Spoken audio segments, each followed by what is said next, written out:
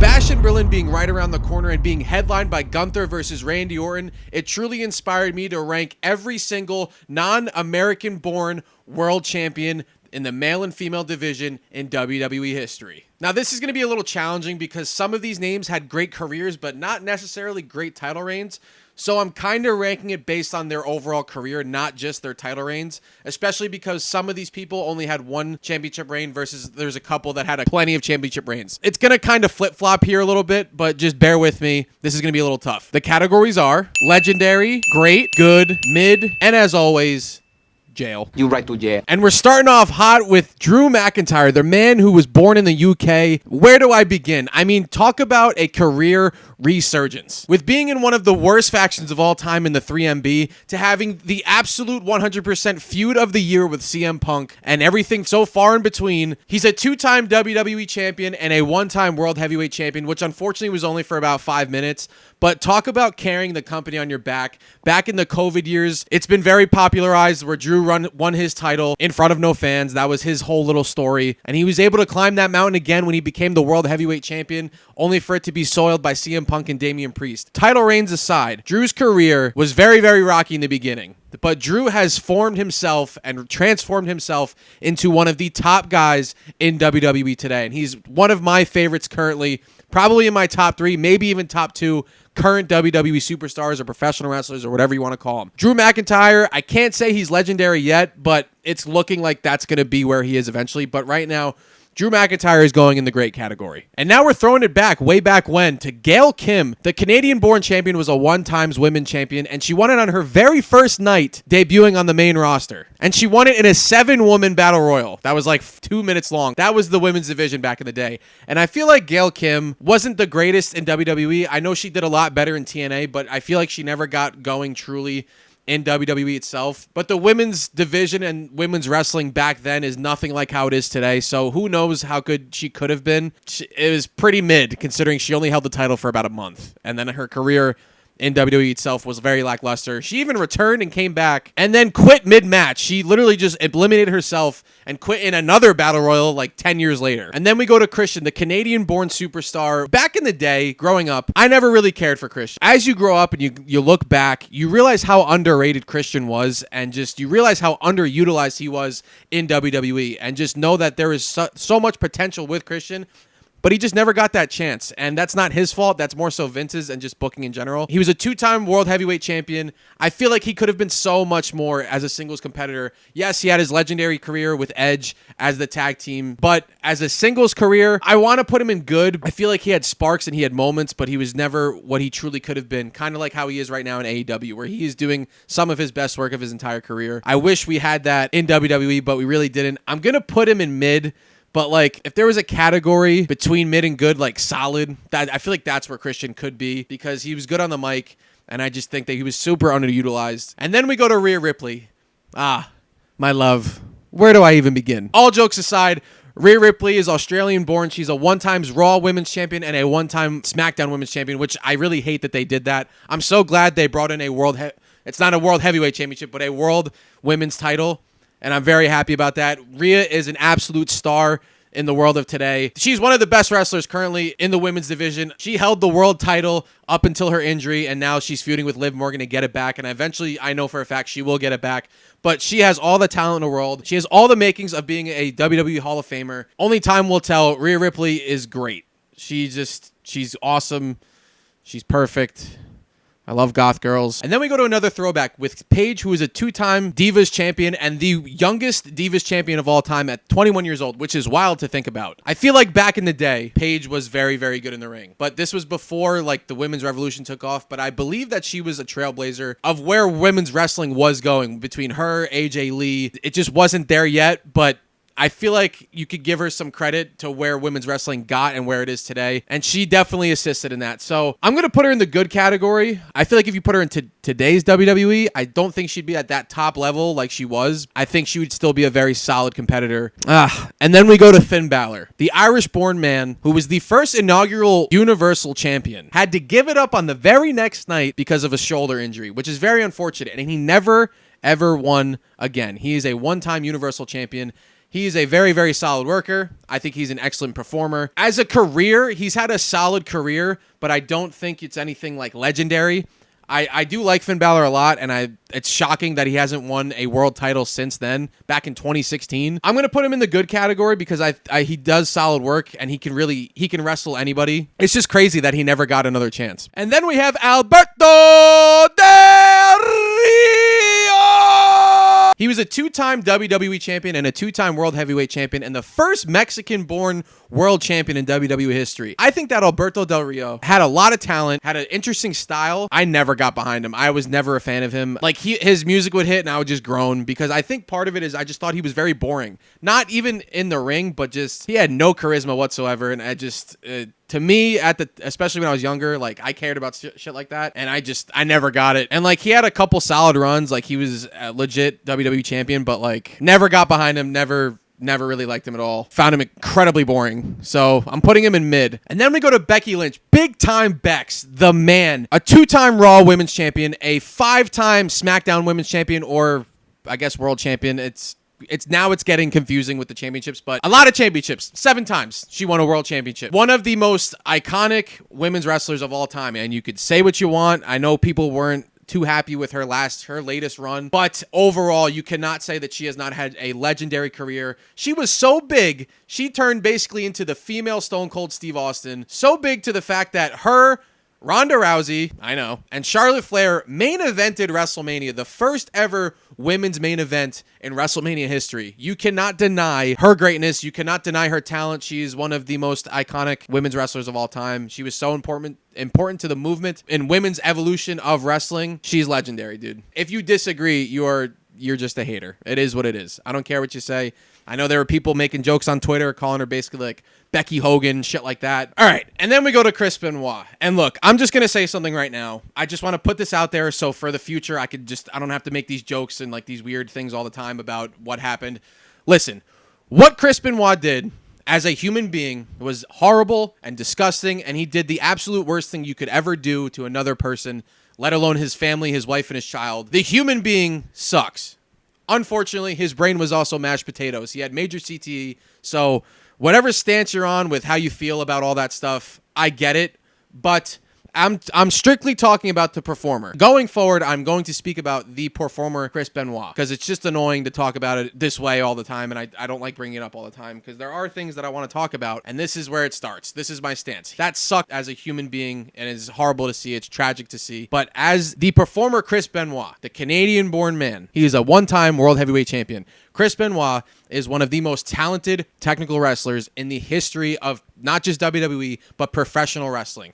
A fantastic talent, a fantastic worker, deserved everything. He earned everything. He was super hardworking. His main event at WrestleMania 20 is one of the best matches in WrestleMania history. It was one of the most heartfelt and heartwarming moments of all time with him and Eddie Guerrero at the end, hugging it out, both being world champions. It's beautiful. And it sucks that it's tarnished. I could put him in legendary. I don't want to really do that. I'm going to put him in the great category, but Chris Benoit as a talent was just like top notch. I always saw him as like an upper tier mid-card guy. I never fully saw him as like the man, but when he did win it, it was awesome. And then we go to the legend himself. I already spoiled it, but it's fine. Bruno Sammartino, the Italian man, a 2-time WWF champion for a total of 11 years. Like, insane. He held the title for 8 years straight, lost it, and then won it for another 3 years. Something that'll never, ever happen again. I know Roman had his reign, and it was, 3.5 years or however long it was, but, like, there is not a single person that will ever hold the championship for 10 years. There's absolutely no way. I don't know how they would even do that. There's not much footage of him wrestling. I haven't really looked that deep into it, but like, it's legendary shit, dude. The second WWF champion ever, and then to have an 11-year total run as WWF champion. I mean, legend himself. There's nothing else to say. And then we go to a very low-key one. We go to Stan Stasiak, who was Sean Stasiak's father, who was WWF champion for 9 days. He was just simply a transitional champion. He won it off Bruno Sammartino just so they could have Pedro Morales beat him because they didn't want their two biggest guys, their two top baby faces going at it. So they made him champion to pass it on to Pedro Morales. I am not familiar with Stan Stasiak. I am not familiar with his work, but I learned about him a couple hours ago. So based on that information alone, I'm going to put him in mid because, like, I don't know where else to put him, honestly. I don't know enough about him, so it's like, that's where he's going. And then we go to the best there is, the best there was, and the best there ever will be. And that is the most perfect tagline to put for Bret Hart, the Canadian-born superstar, most likely probably the best one on this list in general. He is literally on people's Mount Rushmores. There's arguments of who is better in the ring, Shawn or Bret Hart. There's no denying how good Bret Hart was. Not only as a champion, a 5-time champion, no less. Bret Hart, overall, his career was just phenomenal, and it's unfortunate how it ended. I'm sure you've heard him talk about it, how much he hates Goldberg and how he ruined it, but in the WWF, Bret Hart is an absolute legend and one of the greatest of all time. Like, if he's not in your top 10, at least, I'm a little nervous. Bret Hart is an absolute legend and will forever be a legend. And we go from quite possibly the best ever to quite possibly, and more than likely, the worst ever. The Great Khali from India was a 1-time world heavyweight champion. When he debuted, and he like murdered Rey Mysterio and then just like ran through Kane and Undertaker and all that and Batista, he was a monster among men, and it was awesome. But the problem was he was one of those guys that was just way too big. And not because he was like fat or anything like that, but because he's just so big he can't move. So he's not a great performer in the ring. And other than like his initial run, by 2011, he's like doing skits with Santino Marella. Like, he became a jobber, and it's just like, it's so unfortunate to see go from one to the other. Couldn't really talk, could barely move in the ring. I was never a fan of the Great Khali, other than like some of the cool things he did when he first started. But other than that, I'm not a fan of him at all. One of the worst of all time, I feel like. And for me, you right to jail. Great Khali's going in jail. And then we go to Chris Jericho, the only man to beat The Rock and Stone Cold in the same night, which is still really dumb. We could have got The Rock versus Triple H, and we could have got Stone Cold versus Hulk Hogan at WrestleMania, but instead we got that. The Canadian-born, 1-time WWF champion, 3 or 4-time world heavyweight champion. That initial undisputed title run was not good. But as a world heavyweight champion, he was great. Overall, Chris Jericho as a career was great. I know a lot of people don't really like Chris Jericho now for, I don't even really know what reasons. As a wrestling mind, as a wrestling performer, Chris Jericho was one of the best talkers ever and one of the top stars of the 2000s. And then also having that 2016 run with the list, legendary shit. Chris Jericho is an absolute legend in this game, and he will forever be that. So, regardless of how you feel. And then we have a shocker on this list with Kane being born in Spain, but he was born on a military base, so he's still an American resident, which is interesting, but I'm counting it. Kane is Spanish. I've kind of talked about Kane before in some other videos that I've made. Kane's a Hall of Famer, legendary career. As a champion, he was a 1-time WWF champion and lost it in the same day, and a 1-time world heavyweight champion.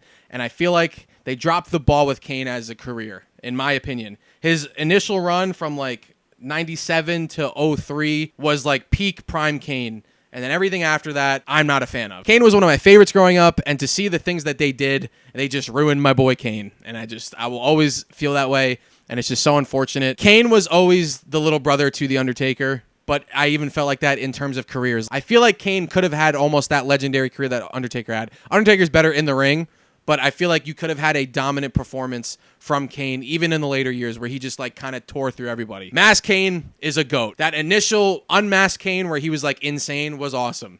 But then after that, I'm not a fan of it.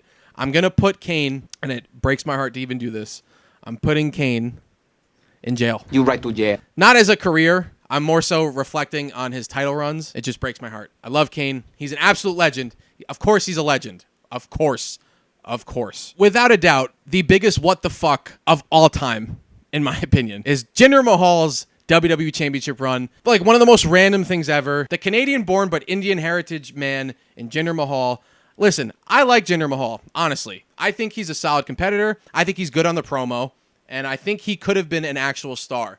But what they did to get him there was just so random. I can appreciate a man who also escaped 3MB just like Drew McIntyre, left, transformed his body, came back, and became WWE champion. Respect. But I do feel like they made him become champion when they started doing the Saudi Arabia things, and they wanted him to be champion and to market to India, which, I mean, I get it. It's a business. And I don't think it was as bad as everybody seemed. He had a cool entrance, and I think that he actually looked good with the title on him. It just seemed so forced and so out of nowhere. I like Jinder Mahal. I've watched his interviews and stuff like that. He seems like a cool guy. He seems like he knows the business very well. And I you know what? It's a big problem with me. And this is like an old school wrestling trope, is like the guys that are foreign, those are just automatically heels. It's like, yeah, I'm Indian, so I'm the bad guy. Or it's like, I'm Irish, so I'm the bad guy. That always bothered me, even growing up. If they're foreign, they're just bad. I like when my heels have real motives and real reasons to be a bad guy, not just, I'm not from the United States, so I'm the bad guy. I think his title run was better than people want to give him credit for. Unfortunately, I'm going to hinder Ginger right now, and I'm going to put him in mid. And then we go to one of the most legendary performers of all time, and Andre the Giant. Born in France, a one-time WWF champion, and he held it for a day. He beat Hulk Hogan and then sold the title to Ted DiBiase, which I honestly find hilarious. I think it's shocking that he was only champion for that long. I feel like he could have had that like Bruno Sammartino type run where he had like the title for 5 years, but I think when that started happening, like he was already older, his back was fucked up, stuff like that. So he never got that. Andre the Giant is an absolute legend. Many of the old timers say he's one of the greatest of all time, and giving him that respect as well. Andre is one of the greatest of all time. And then we go to Kofi Kingston, the man who was born in Ghana. And listen, Kofi Mania was awesome, but I personally never saw Kofi Kingston as like that main eventer, that WWE champion type of player. I never saw him that way. I saw him as like a mid-card. He's like that goofy character. That's as much as I saw him. I never saw him on that level. And while Kofi Mania was awesome, I love the underdog story. I wasn't too fond of his WWE championship run. And then, not even his fault, but WWE ruined it when they made Brock beat him in 8 seconds, which was awful. But as a career, he is bona fide, like 100% Hall of Famer, not even a question. One of the greatest tag team champions ever with the New Day. As a performer, legend. As a world title holder, very mid. Kofi is a legend.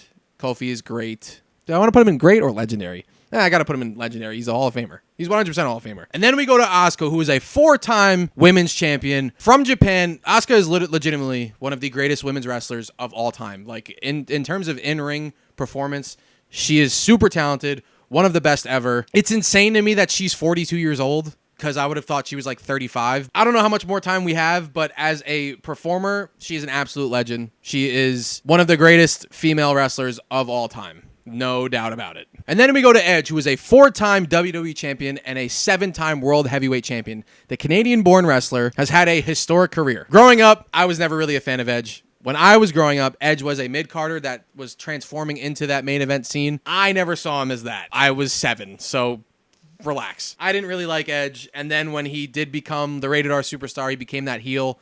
I freaking hated him, and I guess that was just him being amazing at his job, because I could not stand him. I hated Edge so much, but I didn't hate him in like, oh, he's a great heel, but like, more like, I don't like Edge. I don't know why. Maybe I was just jealous of him because he was with Lita for like a while, and I loved Lita as a kid, so maybe that's it. Obviously, I grew up amazing, like absolute legend. It's unfortunate that I realized how good he was like right before he retired, which was unfortunate. Had his legendary return, had his nice little WWE run again. Edge is a legend, and if you say no, and if you say otherwise, you're an asshole. And then we have Ivan Koloff, who is a 1-time WWF champion, and it's really funny because he was portrayed as this evil Russian character, but he's from Canada, which I always thought was funny. I'm not truly familiar with him. There's also not much footage from back then. There is a match on YouTube between him and Pedro Morales, and watching that, I was like, yeah. But different times, way different times. So I can't say much about it. He was a transitional champion, again, kind of like Stan Stasiak. I don't really know. He did his job well. He was a great heel, so I'm going to put him in great.